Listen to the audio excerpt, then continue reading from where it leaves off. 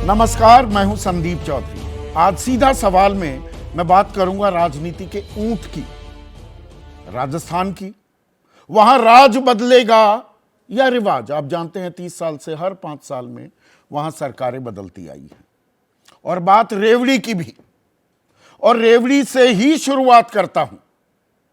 1.5 साल हो गया है, रेवड़ियों को लेकर चर्चाएं गर्म हैं। सेवा क्या है, मेवा क्या है। रेवड़ी दरअसल देश की अर्थव्यवस्था का बंटाधार कर देगी, लेकिन चुनाव आते ही सब भूल जाते हैं। और चुनावी शोर में रेवड़ियों का जोर साफ नजर आ रहा है। आज जयपुर में बीजेपी के राष्ट्रीय अध्यक्ष जेपी नड्डा ने बीजेपी का राजस्थान के लिए घोषणा पत्र जारी किया, और उसमें क्या क्या वादे किए गए हैं, गौर करने वाले हैं। गेहूं की एमएसपी 2700 रुपए देगी, न्यूनतम समर्थन मूल्य राजस्थान के लिए। केंद्र सरकार की एमएसपी कितनी है? 2275 रुपए, वो भी अगले साल के लिए। इस साल की उससे कम थी। तो भाई, केंद्र में अखिल भारतीय स्तर पर 2275 मिलेंगे किसान को, तो राजस्थान के किसान को 2700 रुपए क्यों मिले? और यही काम हमने मध्य प्रदेश और छत्तीसगढ़ में भी होते देखा। वही 2700 रुपए का रेट गेहूं के लिए, और धान का रेट तो 3200 रुपए तक वादा किया गया है छत्तीसगढ़ में। और तू डाल डाल में पात पात का खेल कांग्रेस और बीजेपी दोनों के बीच चल रहा है। यह बात और है कि 2014 में ही जब पहली सरकार बनी, नरेंद्र मोदी प्रधानमंत्री बने उनकी अगुवाई में, तो केंद्र ने कोई भी बोनस, यानी कि जो केंद्र न्यूनतम समर्थन मूल्य तय करता है उससे ऊपर अगर कोई राज्य सरकार देगी, वो दरअसल बोनस होता है कि बोनस मत दीजिए, हम पैसे नहीं देंगे, अपने आप भरपाई कीजिए। 2018 में भूपेश बघेल आए, छत्तीसगढ़ में 2640 रुपए धान का दाम रखा, तो केंद्र ने देने से इनकार कर दिया था।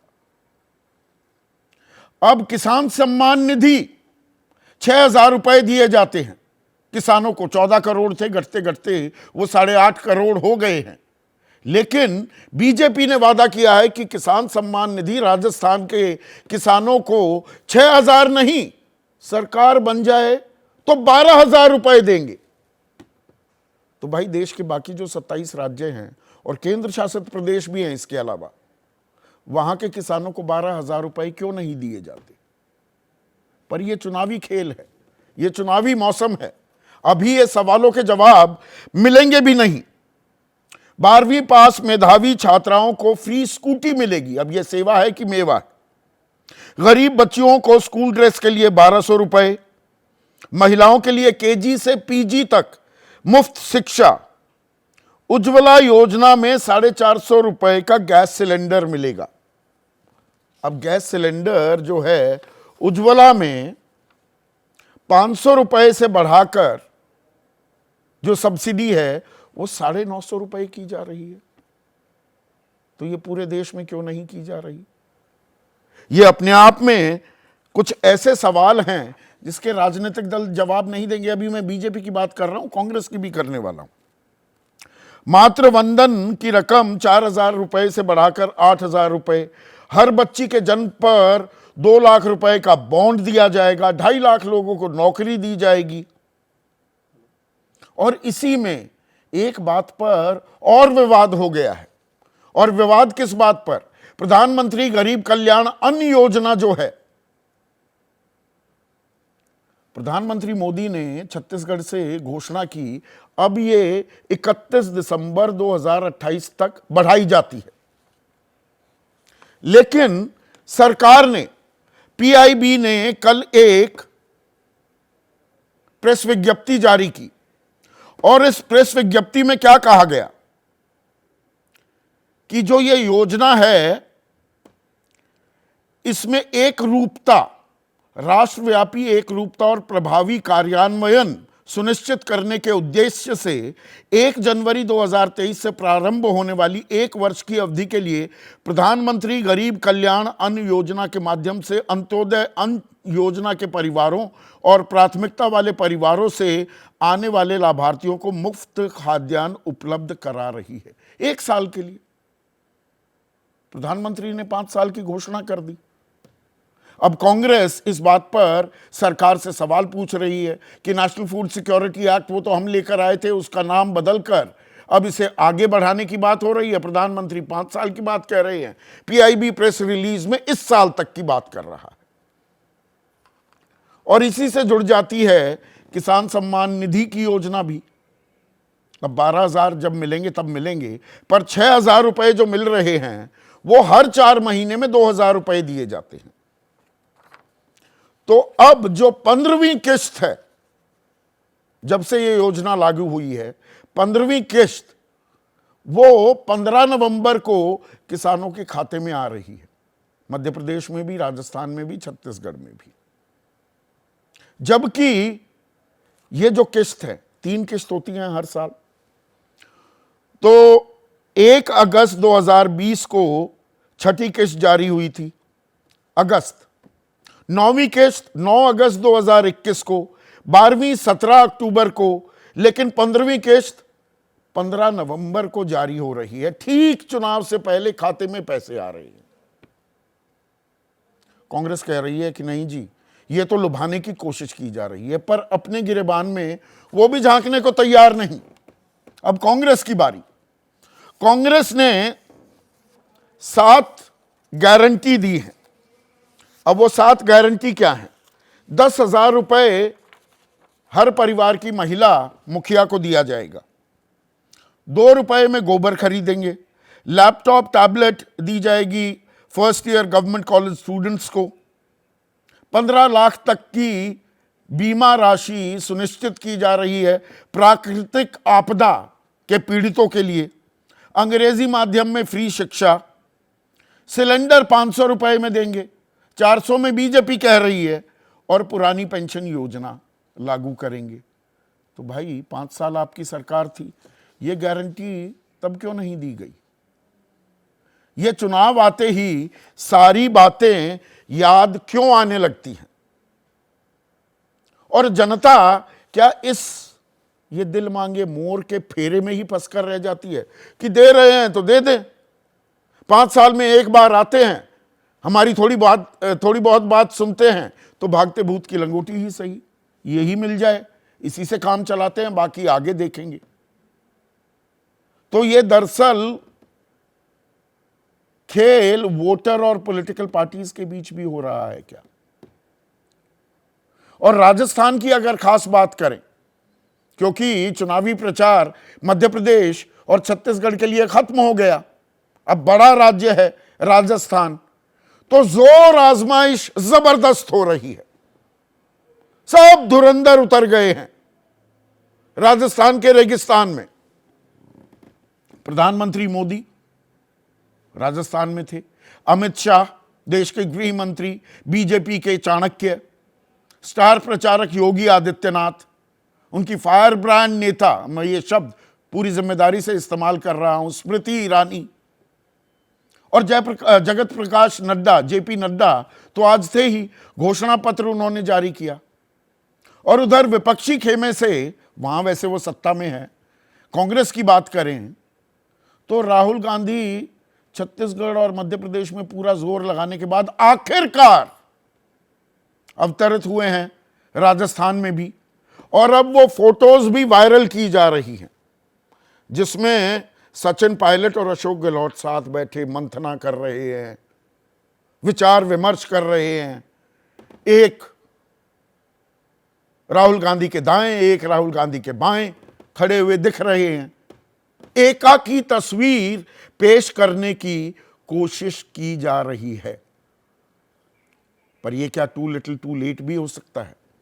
यह अपने आप में सवाल है। कमान तो है अशोक गहलोत के हाथों में, बीजेपी तो सामूहिक नेतृत्व के छाते तले इस चुनाव में उतरी है। और प्रधानमंत्री मोदी ने आज एक और दिलचस्प बात की। आज उनके भाषण में, और मैंने पूरा गौर किया, जो बुलेट पॉइंट्स हैं उनमें बहुतायत महिलाओं से जुड़े मसले वो साफ उठाते दिख रहे थे कि हमारी माता बहनें दिवाली पर घर की सफाई करती हैं, वैसे ही राजस्थान में कांग्रेस की सफाई कर देंगी। माता बहनें जिस प्रकार दिवाली में कोने कोने की सफाई करते हैं वैसी ही सफाई की जाएगी। मेरा मिशन बहनों को समस्याओं से निजात दिलाना है। महिला अपराध की पैरवी करते हैं कांग्रेस नेता, कहते हैं कि राजस्थान तो मर्दों का प्रदेश है। ये राजस्थान के मर्दों का भी अपमान है और महिलाओं का तो है ही। तो महिलाओं पर खास फोकस करते दिखे हैं और इसके पीछे एक बड़ी वजह यह भी है कि राजस्थान कहने को एक सामंतवादी विचारधारा वाला राज्य रहा है, फ्यूडल माइंडसेट है, पुरुष प्रधान है। लेकिन पिछले चुनाव में पुरुषों के मुकाबले ज्यादा तादाद में, प्रतिशत के हिसाब से, महिलाओं ने वोट किया था।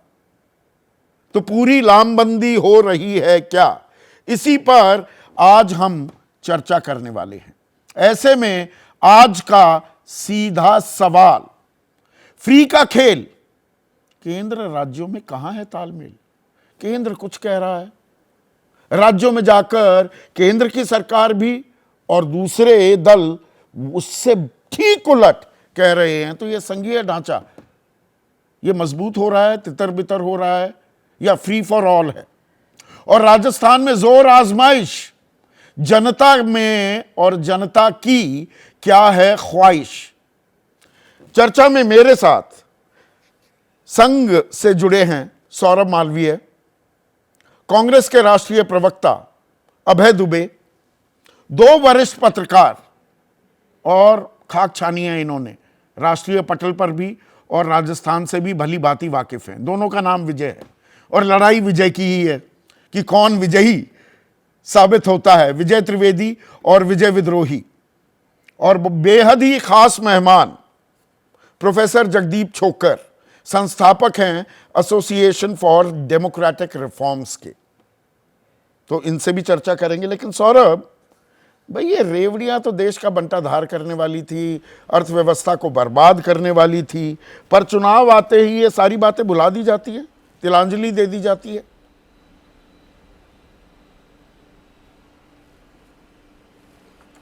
संदीप जी, यह दौर है 2014 के बाद देश में आम आदमी के सपने को साकार करने का, आम आदमी की मूलभूत ज़रूरतों को ध्यान में रखकर किस तरह से उनको मुख्य धारा में लाना।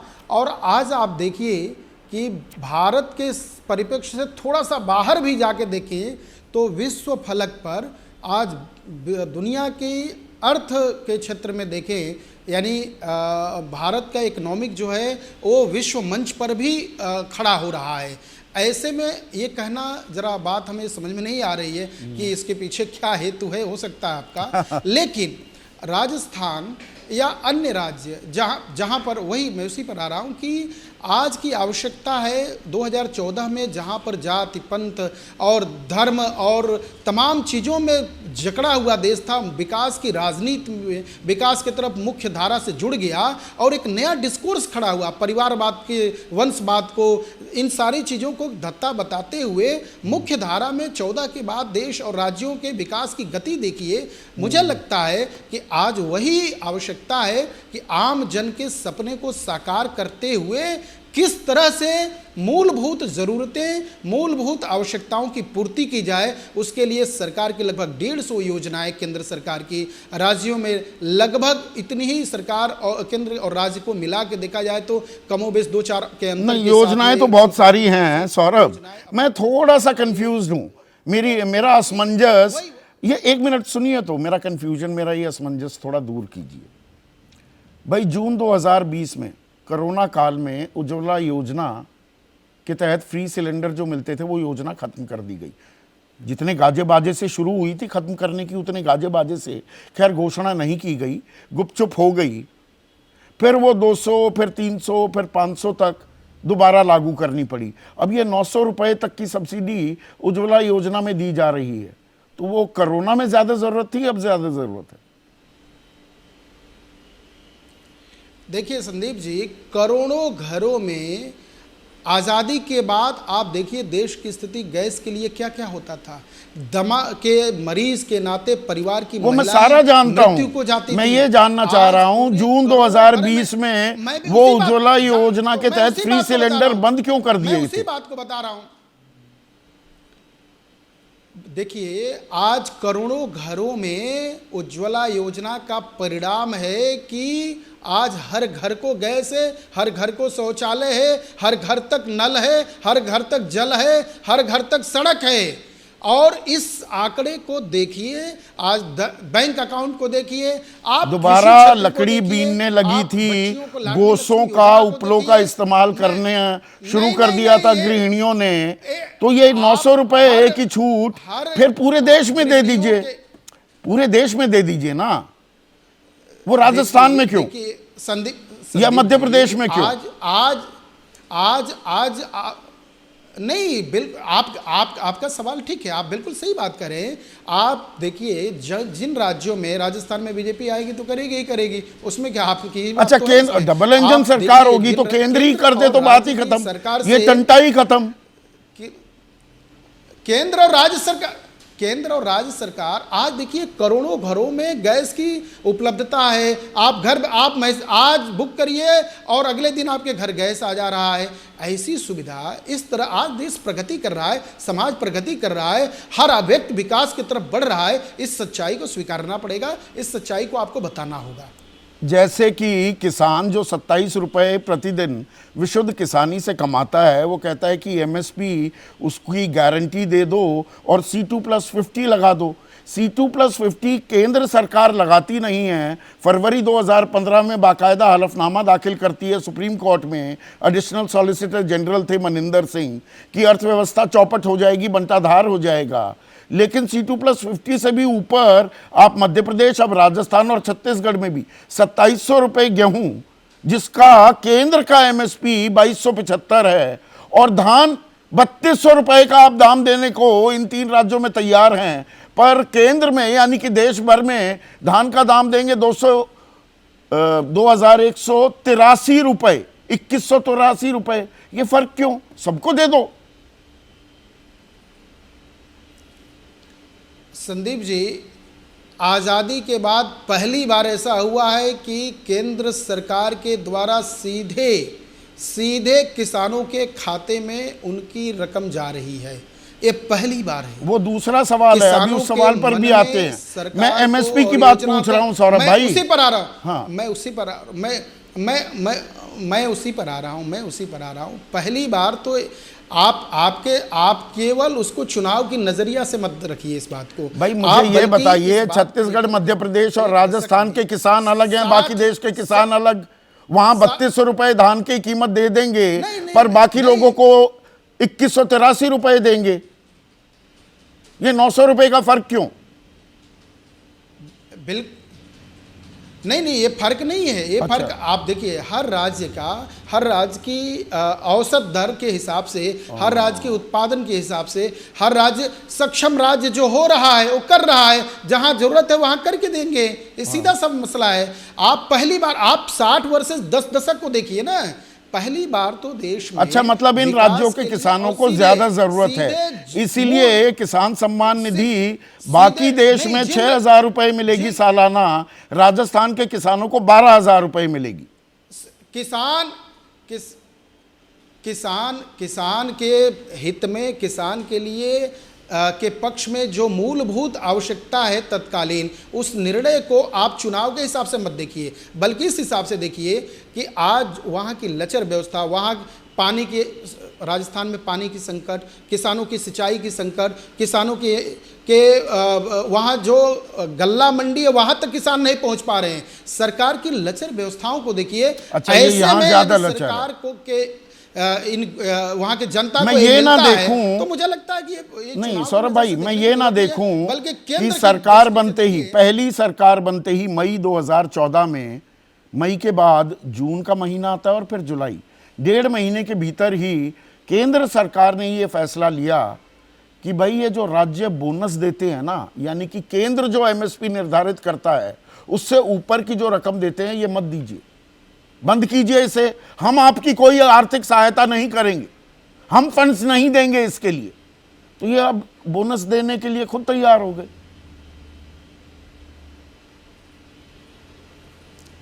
किसान, भारत जो है किसान प्रधान देश है, हम सब जानते हैं, आप भी जानते हैं, और सरकार की नीतियां किसान के पक्ष में है, किसान के हित में है। पहली बार ऐसा हो रहा है कि किसान लाभान्वित हो रहे हैं, सभी, चाहे एमएसपी के द्वारा देखिए या मतलब अब ये पूरे देश में लागू हो जाएगा ना, रेट में ले जाके गल्ला मंडी तक पूरे देश में 3200 रुपए मिलेंगे धान की कीमत, 2700 रुपए गेहूं की मिलेगी। राज्य देखिए, हर राज्य की सक्षमता अलग है, केंद्र की सक्षमता अलग है। अच्छा। केंद्र के अनुपात से राज्य को लाभान्वित होगा, राज्य वहां की सुविधा के हिसाब से लाभान्वित करेगा। आप तो उत्तर प्रदेश से हैं, उत्तर प्रदेश के किसान को गेहूं के 2275 मिलेंगे, मध्य प्रदेश वाले को 2700 मिलेंगे।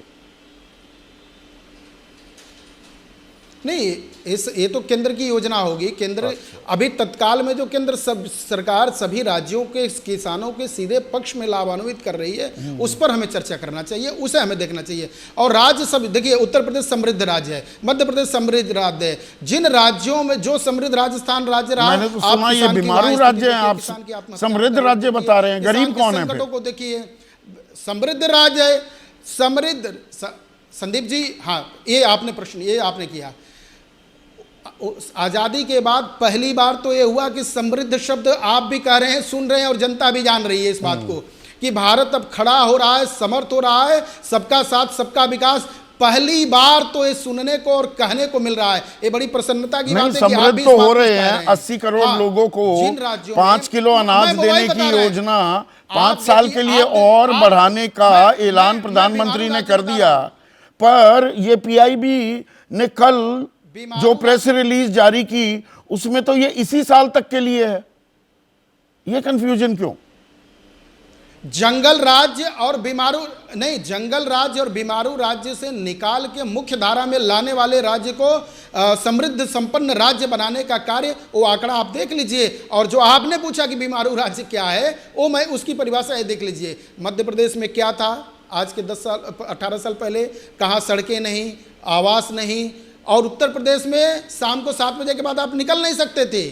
तो समृद्ध राज्य इसे कहते हैं, सबका विकास, सबका साथ। समृद्ध राज्य, समृद्ध देश में 80 करोड़ लोगों को 5 किलो अनाज देने की योजना 5 साल के लिए बढ़ाने का ऐलान कर दिया प्रधानमंत्री ने। पर पीआईबी सुन नहीं पाया क्या? पीआईबी प्रेस रिलीज जारी करता है तो इस साल तक के लिए बढ़ाई है। तो ये चुनाव से पहले इन वादों को कितना भरोसेमंद माना जाए, कितना विश्वसनीय माना जाए? देखिए, बिल्कुल संदीप जी, वही मैं आपसे कह रहा हूं कि देश प्रगति कर रहा है और 2047 तक देश की अर्थनीति की कल्पना की गई है, जहां पर भारत सक्षम, समर्थ और मजबूती के साथ खड़ा है। ऐसे में प्रति व्यक्ति आय बढ़ोतरी, प्रति व्यक्ति का संकल्प और समाज के सभी सवाल 2047 में ही पूछे जाए, समृद्धियां, सबकी रोशनी, सबकी खुशहाली। तो इसलिए नहीं, सवाल तो आप बनता है, वो मैं आपको सवाल बनता है। चलिए, ये तो अभी एक पक्ष की बात हुई। रुकिए ना सौरभ भाई, अभी रुकिए। अभय दुबे, पर ये रेवड़ियों का खेल, केंद्र से कोई तालमेल नहीं, बस वोटर को लुभाना है किसी भी कीमत पर, यही चल रहा है। हाँ, संदीप चौधरी जी, प्रधानमंत्री जी, कम से कम चलिए राहुल गांधी जी की गारंटियों से डर तो गए, और उन्होंने भी झूठी ही सही घोषणा करना प्रारंभ किया। मोदी की गारंटी नाम दे रहे हैं वो। अभी मेरे साथी ने कहा कि सरकार की नीयत जो है, सरकार की नीतियां किसान के पक्ष में। मैं पहले 20 सेकंड में सरकार किसानों के पक्ष में कैसे वो बता देता हूं।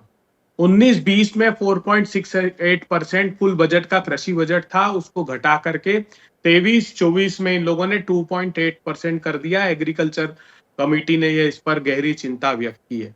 78,000 करोड़ सरेंडर कर दिया। शर्मनाक बात है, आपने बिल्कुल ठीक रेखांकित किया कि मई में प्रधानमंत्री जी प्रधानमंत्री बनते हैं और सबसे पहला कुठाराघात किसानों पे करते हैं। जून में परिपत्र जारी करते हैं सारी स्टेट्स में कि अगर 150 रुपए का जो बोनस आप धान पर और गेहूं पर दे रहे हो ये बंद नहीं किया तो जितना पीडीएस की आवश्यकता है उतना हम खरीदेंगे। प्रधानमंत्री फसल बीमा योजना में 40,000 करोड़ रुपए निजी कंपनियों ने कमा लिए। मोदी जी के राज्य ने उसको बंद कर दी, गुजरात ने 6 प्रांतों में, जिसको मोदी जी कहते थे कि ये विश्व की सबसे अच्छी फसल बीमा योजना है।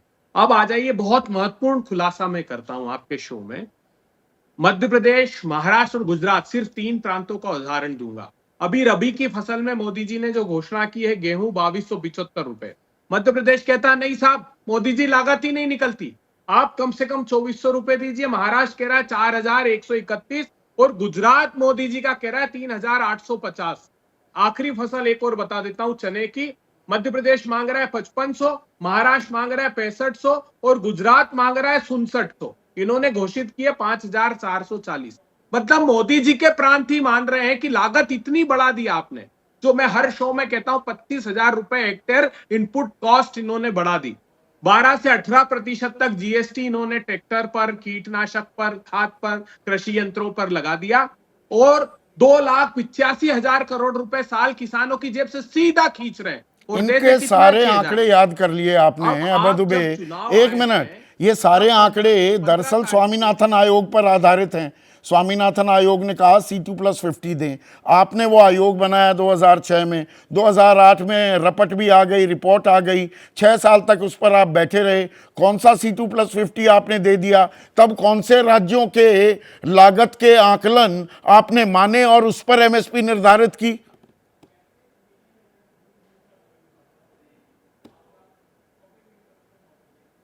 मुझे ये बताइए कि क्या इतना अनरेस्ट कभी आजाद भारत के इतिहास में था जो आज हो रहा है? क्यों हो रहा है ये? क्योंकि लागत बढ़ा दी प्रधानमंत्री जी ने। जब खेती की लागत इतनी बढ़ा दोगे कि आप किसान फसलें बेचे तो उसका दाम भी नहीं मिले, तो फिर बेचारा किसान करेगा क्या? और एक और खुलासा कर दूं, माफ कीजिएगा, प्रधानमंत्री की जो ये गरीब कल्याण योजना है ये बंद कर दी गई है। ये बार बार भारतीय जनता पार्टी के लोग कहना बंद करें कि वो प्रधानमंत्री जी ने 5 साल के लिए अनाउंस किया। बिल्कुल नहीं। ये जो फूड सिक्योरिटी एक्ट के तहत 80 करोड़ लोगों को 2 और 3 रुपए में गेहूं और चावल मिल रहा था, वो 2 और 3 रुपए की रियायत प्रधानमंत्री जी ने दी है, मतलब 15 रुपए महीना सिर्फ, वो बंद कर दी इन्होंने। उसका खर्च कितना आ रहा है? आखिरी बात, 2,640 करोड़ रुपए सालाना खर्च आएगा प्रधानमंत्री जी। ये जो 1,90,000 करोड़ रुपए सरकार बियर कर रही, बिल्कुल झूठ बोलना बंद कर दीजिए देश के सामने। किसानों के साथ सबसे ज्यादा कुठाराघात अगर किया है किसी ने तो वो भारतीय जनता पार्टी की सरकार ने किया है। आपने पिछली कब दी थी किस्त? 2,15,00,000 किसान कम कर दिए प्रधानमंत्री सम्मान निधि योजना में से। बताइए 13वीं और 14वीं किस्त में कितने किसान? 10,71,00,000 पैसे दिए जा रहे हैं ना, प्रॉपर टारगेटिंग की जा रही है ना। जो बेजा इस्तेमाल कर रहा था उस स्कीम का, उनकी वेटिंग हो रही है। अब आप बाल की खाल निकालने लगते हैं जी। 15 नवंबर को अब ये पैसे आए, ठीक चुनाव से पहले, तो वो पैसे तो ड्यू थे। कैसे बाल की खाल? एग्रीकल्चर सेंसस किसने कराया? मोदी सरकार ने कराया ना। कितने किसान है उसमें? 15-16 में ये बताया इन लोगों ने कि 14,65,00,000 देश में किसान है। तो फिर 8 करोड़ को क्यों देंगे साहब? फिर बता दीजिए कि हमने जो सेंसस एग्रीकल्चर किया था वो झूठा था। आपने खुद ने कहा, पहले कहा था स्मॉल और मार्जिनल फार्मर लेंगे, फिर प्रधानमंत्री जी ने घोषणा की कि नहीं, सारे किसानों को शामिल करूंगा। तो दिन ब दिन आप काटते जा रहे हैं। आपके एनएसएसओ ने बताया कि 27 रुपए प्रतिदिन की आमदनी रहेगी प्रधानमंत्री जी, हमने तो नहीं बताया। तो फिर ये अन्याय और कुठाराघात क्यों कर रहे हैं? फिर वही कंपैरिजन की बात हो जाएगी अभय दुबे। 2008-9 में दोनों विजय यहां पर इस बात के साक्षी हैं, लगातार इतने सालों से कवर कर रहे हैं। 72,000 करोड़ रुपए की ऋण माफी कर दी किसानों की, बहुत बड़ा आपने अपना एक उपलब्धि के तौर पर उसको पेश किया। 2009 में सरकार भी बना ली, तो यह किसान सम्मान निधि में 10 करोड़ किसानों को भी 6,000 रुपए मिलते हैं, तो 60,000 करोड़ हर साल दिए जा रहे हैं। चौथा साल होने को आया, इस बात को आप डिनाई कर सकते हैं क्या?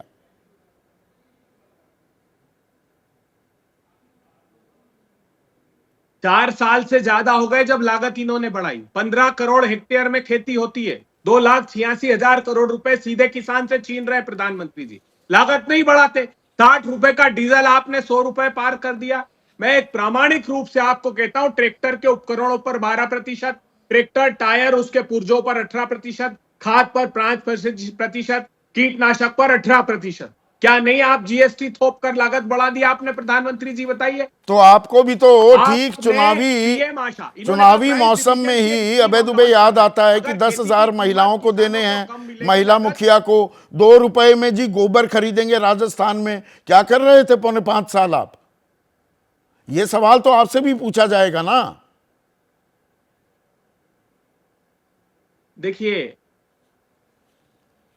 देखिए उदाहरण है हमारे सामने।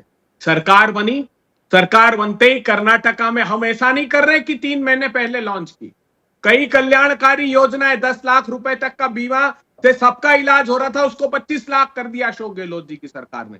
कर्नाटक में 78 लाख परिवारों को 10 किलो अनाज दूसरे महीने से 100 दिन के अंदर हमने देना प्रारंभ कर दिया। 16 करोड़ बहनों ने बस की यात्रा सफर की। 1 करोड़ 35 लाख बहनों का रजिस्ट्रेशन हो गया, 2,000 रुपए महीना। ये राज्य अलग हैं, 1 करोड़ 51 लाख परिवार। राज्यों का संघ ही तो है ये देश। राज्य और केंद्र में कुछ तालमेल होना चाहिए। केंद्र में कुछ होता है, केंद्र में अब आप पुरानी पेंशन योजना सब जगह लागू करने की बात कर रहे हैं।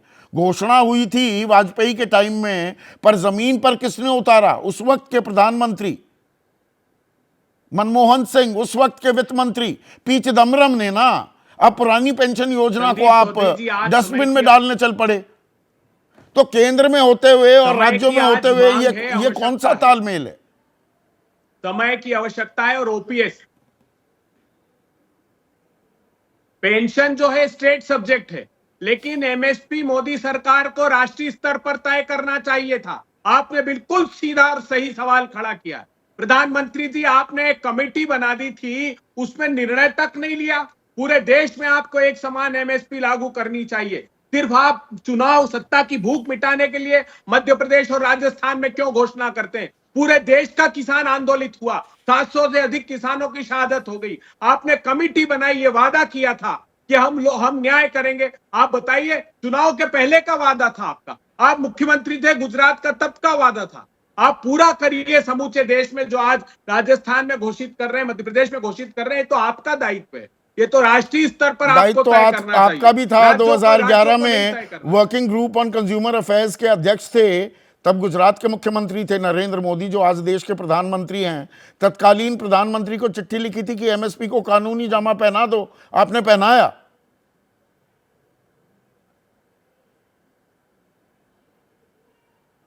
नहीं, बिल्कुल ठीक। मैं वही कह रहा हूं, शांता कुमार कमेटी को पढ़िए आप, जो मोदी सरकार ने लाई थी। उसने कांग्रेस पार्टी के समय किसानों के लिए किए गए कामों की भूरी भूरी प्रशंसा की है। इतनी भूरी की थी कि 6% खरीदी होती है एमएसपी पर। लेकिन आज इन्हीं की समितियां कह रही, इन्हीं का सीएसीपी कह रहा है कि एमएसपी का मूल्यांकन सही नहीं होता। ठीक है, अब विजय त्रिवेदी, कोई मेल दिख रहा है केंद्र में? वो कांग्रेस भी केंद्र में रही हो, अब बीजेपी केंद्र में है, जो योजनाएं लागू करती है, कहती है बोनस नहीं देना है, सम्मान निधि 6,000 रुपए देंगे, हम 500 रुपए तक की छूट देंगे आपको उज्ज्वला योजना में, यहां 900 रुपए हो जाएगा। एमएसपी जो निर्धारित है उससे 500 से 900 रुपए ज्यादा राज्यों में देने को तैयार। कोई तालमेल दिख रहा है आपको? संदीप जी, एक तो आपके भोलेपन पे सदके जाते लेकिन आपके ये भोलेपन से आपने इतनी चतुराई से, दोनों हमारे मित्र हैं, अभय जी भी, सौरभ जी, उनको बड़ा, अब वो दोनों लोग भी कुछ नहीं कर सके। अब चुनाव की शाम है, कल तो सुबह मध्य प्रदेश में वोटिंग होनी है, फिर अगले हफ्ते राजस्थान में वोटिंग होनी है। ये चुनाव जो है ना बहुत परेशान करते हैं। आपने कभी चुनाव लड़ा नहीं, इसलिए आप बड़ी तथ्यों की बात करते हैं, ईमानदारी की बात करते हैं। चुनाव के तरीके से लड़े जाते हैं। अब चुनाव की शाम हो रही है, अभय जी को, सौरभ जी को परेशान आप कर रहे हैं। मेल की बात ही नहीं, फाइनेंशियल डिसिप्लिन की बात प्रधानमंत्री जी और सरकार करती रही। और जिस तरह से एमएसपी को लेकर बात हुई, आपको याद है कि किसानों का जो आंदोलन हुआ उसमें एमएसपी को लेकर ही तो बात हो रही थी। तो वो एमएसपी को लेकर एक देश भर में नीति बने, उस पर काम नहीं हुआ, उसको लेकर बढ़ाने की बात हुई, बोनस की बात जो किसानों आपने की बात जिक्र नहीं किया, है, गैस की बात है, गैस की 500 बात है। रुपए, और अब वो ये 400 रुपए देश पर भर भी में आ अलग-अलग जाएंगे। जगह पर 500 रुपए, लेकिन चुनाव राजस्थान और मध्य प्रदेश में हो रहा है ना। तो पूरे देश के लिए क्यों पूरे नहीं देश लागू में हो जब सकता? चुनाव होंगे तो हम सब जगह लागू करेंगे। अच्छा, तब सब जगह लागू। इसलिए सौरभ ने कहा कि अलग अलग जगह पर अलग अलग जरूरत होती है, तो वही बात होती है। अब देख रहा हूं मैं कि राजस्थान में देखा आज जेपी नड्डा साहब ने जारी नहीं, किया पर घोषणा। जबरदस्त जोर आजमाइश हो रही है। अब विशुद्ध जोर- राजनीति पर आते हैं, जी। बीजेपी ने सारे अपने धुरंधर उतार दिए हैं और राहुल गांधी भी अब जाकर अवतरित हुए हैं, और ये जो फोटो ऑप्स फोटो दिखाई बहुत जा अच्छी है रही वो, हैं। क्योंकि 2018 में भी ये फोटो बनाई थी राहुल गांधी जी ने। एक तरफ अशोक गहलोत थे, एक तरफ सचिन पायलट थे। हाँ। 2018 से 2023 तक फोटो नहीं बदली, बाकी सब कुछ बदल गया हाँ, कांग्रेस को। और आप समझते हैं खुद की, जब निकम्मा नालायक से लेकर कहां कहां बात कहां पहुंच तक हो गई, और क्या अब बात फिर से रोजी पिक्चर पेंट करने की फोटो कोशिश की की जा जरूरत रही ही तब पड़ती है जब ऐसा नहीं हो। जब ऐसा नहीं हो रहा होता तब आप ये बताने की कोशिश करते हैं। मतलब 5 साल में वो गाड़ी पटरी पर नहीं आई। राहुल गांधी जी, प्रियंका जी या जो भी कांग्रेस की तो लीडरशिप थी, किस उनकी खेमे तमाम में कोशिश जो है- एकजुटता ज्यादा दिख रही है? देखिए, जूतम पैजार हो रही थी अशोक गहलोत और सचिन पायलट के बीच, पर बीजेपी भी मतलब इस बीमारी से जुदा नहीं थी, अलग अलग फाड़ों में बटी हुई थी। अब सामूहिक नेतृत्व, वसुंधरा राजे, अब उनको चेहरा तो नहीं बनाया गया है, पर उनके बहुत सारे समर्थकों को टिकट मिल भी गया है। तो कुछ कौन लोगों को सा टिकट मिल गया, खेमा लेकिन वहां ज्यादा पर- लामबंद होता दिखा है अभी आपको? नहीं, दोनों तरफ ही बहुत गुटबाजी है। आपने बिल्कुल ठीक उस बात का जिक्र किया है। अशोक गहलोत जी के भी कुछ लोगों को टिकट नहीं मिला, वसुंधरा जी के भी कुछ लोगों को टिकट नहीं मिला, कुछ लोगों को मिल गया। आज जेपी नड्डा साहब वो घोषणा पत्र जारी कर रहे थे तो वसुंधरा जी भी बैठी हैं, गजेंद्र सिंह शेखावत भी बैठे हैं, अर्जुन राम मेघवाल भी हैं, सतीश पूनिया भी हैं। तो वो एक कोशिश की जा रही है। वैसी पिक्चर है जैसी पिक्चर राहुल गांधी जी के साथ वो पिक्चर के पीछे की पिक्चर किसकी ज्यादा रोजी दिख रही है? दोनों कि, की- एकजुटता कहां ज्यादा दिख रही है, या खेमेबाजी? ये भी एक बड़ा फैक्टर होगा 3 तारीख को जब हम नतीजों को उनका आकलन करेंगे, विश्लेषण करेंगे। ये बहुत बड़ा फैक्टर होगा और यही तय करेगा कि किसकी खेमेबंदी थोड़ी सी कम हुई, लामबंदी थोड़ी सी हो पाई, सब लोग एकजुट हो पाए। उसमें भारतीय जनता पार्टी को मैं ये एक फायदा या कह लीजिए कि एज देता हूं कि वहां पर कार्यकर्ता जो है वो नेता से ज्यादा पार्टी के साथ जुड़ा होता है। कार्यकर्ता और संगठन की जो आप बात कर रहे हैं। हाँ, तो वो संगठन जो है इसलिए वो कुछ फायदा हो जाता है। लेकिन कांग्रेस में 2 धड़े स्पष्ट हो गए पिछले 5 साल में, सचिन पायलट साहब का और अशोक और गहलोत अभी का। भी वो साथ और नहीं वो आए। अभी साथ नहीं आए हैं। और दोनों मजबूत नेता हैं, ऐसा नहीं कि दोनों कमजोर नेता हैं। लेकिन विजय, आपके नाम में विद्रोही जुड़ा हुआ है। विद्रोह किसको नुकसान पहुंचाएगा? सब दिखा रहे हैं कि हम साथ साथ हैं। देखिए, पॉकेट्स में विद्रोह दोनों को नुकसान पहुंचाएगा। कुल मिलाकर आज की तारीख में कहानी ये है कि बीजेपी और कांग्रेस की मिलाकर 120 सीटें करीब लोग कह रहे हैं पक्की हो गई हैं। 70 सीटें बीजेपी की हैं, 50 सीटें कांग्रेस की, बाकी 80 सीटें बुरी तरह से फंसी हुई हैं, जिसमें से 68 में त्रिकोणीय हैं, बाकी 11-12 के अंदर चतुष्कोणीय मुकाबला है। लेकिन खेमेबाजी की जहां तक बात है कि कांग्रेस में तो विजय त्रिवेदी ने कह दिया 2 खेमे हैं साफ साफ। बीजेपी में तो कैलाश मेघवाल ने आरोप लगाया था कि कम से कम 7-8 खेमे हैं, और 7-8 खेमे के जो जितने संभावित मुख्यमंत्री पद की रेस में शामिल हैं वो अपने अपने इलाकों में फंसे हुए हैं और अपने इलाके से बाहर नहीं निकल रहे हैं। उनको लग रहा है कि कोई दूसरा हमें निपटा ना दे कि हम मुख्यमंत्री की रेस से बाहर हो जाएं और वो मुख्यमंत्री की रेस में आगे हो जाए।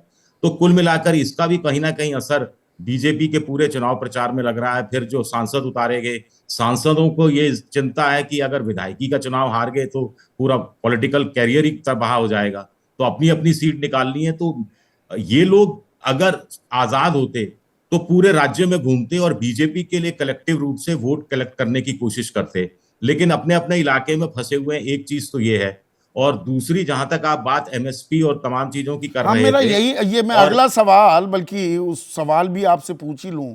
ये चुनावी शोर में जो फ्री का जोर है, किसके जोर में ज्यादा दम दिख रहा है, बीजेपी के या कांग्रेस के? देखिए, बीजेपी चूंकि विपक्ष में थी और घोषणा पत्र या संकल्प पत्र आखिरी कुछ दिन में जारी होता है, तो स्वाभाविक तौर पर कि वो अभी मैदान में नई अपनी चीजों के साथ उतरी है और पुरानी बाकी चीजें जो 5 साल 9 साल से मोदी सरकार की चल रही हैं वो सब हैं।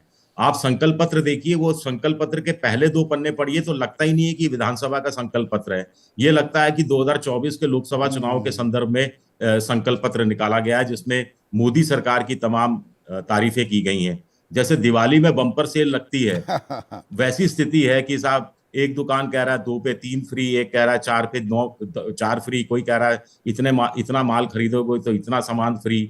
अब आप गैस सिलेंडर की बात करें, उज्ज्वला के अंदर मुख्यमंत्री ने 500 रुपए की घोषणा की, इन्होंने 450 में कर दिया। तेलंगाना की सरकार 400 में दे रही है। गिग वर्कर की योजना अशोक गहलोत लेके आए, तो अभी संकल्प पत्र में उसका विस्तार कर दिया गया है कि प्रधानमंत्री आवास योजना, आयुष्मान योजना, ये सारी नहीं, जनता योजनाएं जो कैसे है, देख रही वो है इसे? 100%। और जैसे किसानों की बात करें कि भाई एमएसपी की वैसे तो 2275 मिलते थे, अब 2700 रुपए कैसे दे दोगे? बाकी जगह तो 2275 है या 2183 है, या किसान सम्मान निधि 6000 की जगह हमें 12000 क्यों मिलेगी भाई, औरों को क्यों नहीं मिलेगी? क्या इस तरह के सवाल पूछे जा रहे हैं जमीन पर? नहीं, देखिए, जहां तक ये इसकी बात है सब्सिडी की, तो ये बोनस है, ये राज्य सरकार को अपनी जेब से झेलना है। अब 6000 किसान सम्मान निधि देश भर में मिलती है, यहाँ 12000 मिलेंगे, तो 6000 राज्य को देना है। तो राज्यों पर जो भी सरकार आएगी, ये मोदी सरकार, बीजेपी सरकार वादा कर रही है, तो उस पर बोझ बढ़ेगा। और यही सरकार फिस्कल चीजें और रेवड़ी बांटने से अर्थव्यवस्था खराब हो जाती है। 3,57,000 करोड़ का कर्ज था, 5,11,000 करोड़ का हो चुका है राजस्थान में।